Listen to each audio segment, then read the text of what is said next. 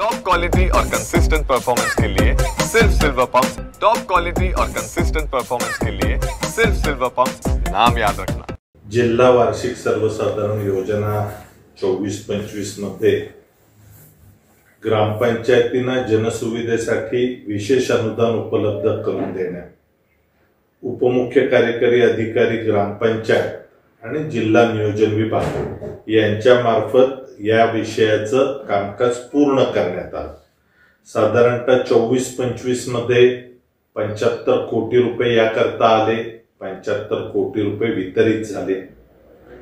25-26 मध्ये 50 कोटीचा नियतव्यय गृहीत धरलेला आहे आणि 25 कोटी रुपयाचं दायित्व आहे। म्हणजे नवीन वर्षात नवीन कामांकरता फक्त 25 कोटी उपलब्ध आहेत अशी स्थिती आहे।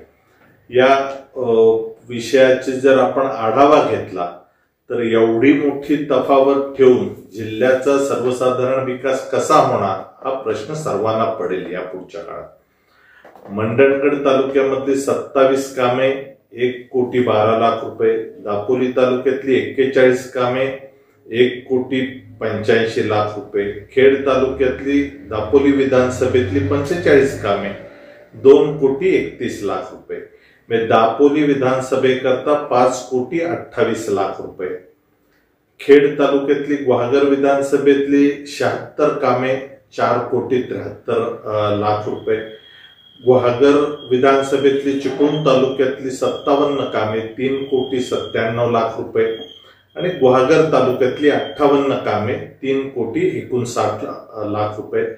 गुहागर विधानसभा मतदारसंघाकरता 12,29,00,000 रुपये मिळाले।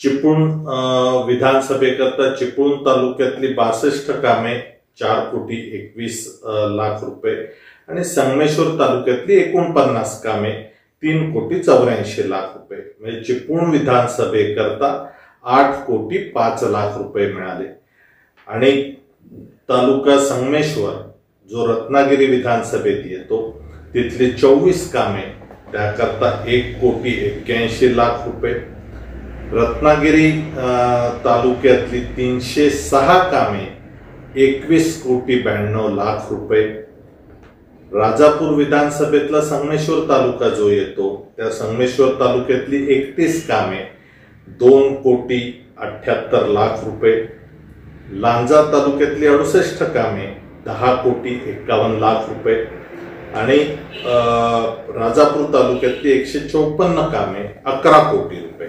म्हणजे रत्नागिरी विधानसभेकरता 23,73,00,000 रुपये आणि राजापूर विधानसभेकरता 24,29,00,000 रुपये आणि दापोली, गुहागर आणि चिपळूण या तिन्ही विधानसभांच्या निधीची बेरीज केली तर ती 25 लाख होत नाही। म्हणजे एकेका मतदारसंघात 25-25 कोटी रुपये खर्च करायचे आणि 3 मतदारसंघांना बाजूला टाकायचं। केवळ कंत्राटदारांच्या भल्याकरताची ही 50 कोटी रुपयाची उधळण आहे।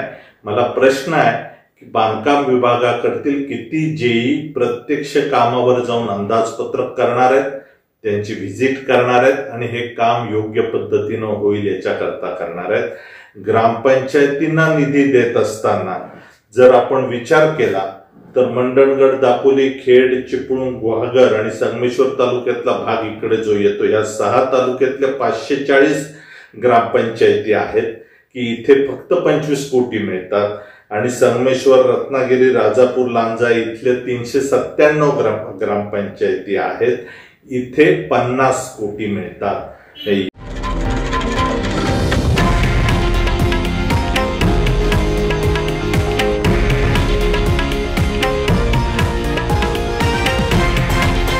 हे आहे देशातील नंबर 1 न्यूज नेटवर्क आणि आपण पाहत आहात TV9 मराठी, एकमेव।